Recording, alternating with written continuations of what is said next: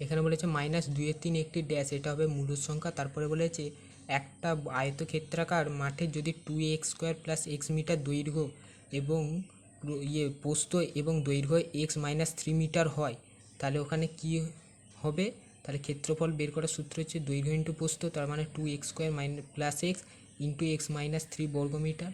তাহলে 2x³ এই দুটো গুণ হলে মাইনাস, এইটার সাথে এইটার গুণ হলে 6x², এইটার সাথে এইটার গুণ হলে +x², এইটার সাথে এইটার গুণ হলে -3x।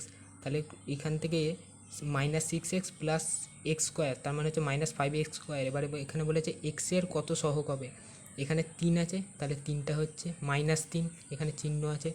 তারপরে উত্তরটা যেই ছিল কোনটা এখানে সঠিক, এটা হবে অপশন ডি এরটা, কারণ এগুলো কাটাকুটি করলে কোনোটাতেই এ বি শূন্য হবে না কো, এগুলো মূলের সংখ্যা। তারপরে বলেছে একটা ঘনকের দৈর্ঘ্য y মিটার হলে আয়তন হবে 3y, এটা হবে মিথ্যা, কারণ এর আয়তনের সূত্র হচ্ছে দৈর্ঘ্য ইন্টু প্রস্থ ইন্টু উচ্চতা, তার মানে হচ্ছে y³ হওয়ার কথা। তারপরে এইটা হবে সত্য। বলেছে একটা সরলরেখার বাইরের কোনো বিন্দু দিয়ে ওই সরলরেখার সমান্তরাল অসংখ্য সরলরেখা আঁকা যায়, এটা হবে মিথ্যা। তারপরে এখানে আমাদের বলি দিয়েছিল পাইচিত্রতে ক্রিকেটে পছন্দকারী ছাত্রছাত্রীর শতকরা সংখ্যা হচ্ছে 60, ফুটবলের 30, ব্যাডমিন্টনের 10। তাহলে এটা ভগ্নাংশে বের করলে 60%, তার মানে এটা পার্সেন্টটা যদি তুলি বাই 100 হবে, তার মানে 3/5। ফুটবলেরটা হবে 3/10 এবং ব্যাডমিন্টনেরটা 1/10। এবার এইগুলো বৃত্তকলে কেন্দ্রীয় কোণ মানে 360 দিয়ে এই ভগ্নাংশটা গুণ করলে ক্রিকেটের বেরোলো 216 ডিগ্রি, ফুটবলের 108 ডিগ্রি এবং ব্যাডমিন্টনের 36 ডিগ্রি। এবারে চিত্রটা যে পরের পাতায় এইটা,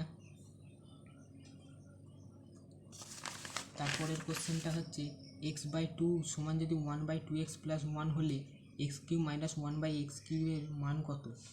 তাহলে এইটা প্রথম আগে এই দুটোর আমি দেখব। x/2 এইটাকে এধারে আনলাম, -1/2x প্লাস এই সমান 1, তার মানে এখান থেকে হাফ কমন নিলে x - 1/x সমান 1, আবার x - 1/x সমান 2, তাহলে x - 1/x² x² সমান 2² আর x² + 1/x² - 2 সমান 4, তাহলে x² + 1/x² সমান 4 আর -2টা এধারে আনলাম +2, তার মানে x² + 1/x² সমান 6। এখানে x - 1/x এর মান পেয়েছি 2 এবং x² + 1/x² এর মান পেয়েছি 6। তাহলে এবার এই সমীকরণটাতে বসাবো। তাহলে এইটা যেমন আছে এই সূত্র কি a³ - b³ a - b * a² + ab + b², তেমন অনুযায়ী বসালাম। বসানোর পর x - 1/x এর মান হচ্ছে 2 এবং এর মান হচ্ছে 6 প্লাস একটা যেমন আছে বসে যাবে, তার মানে 2 × 7 = 14।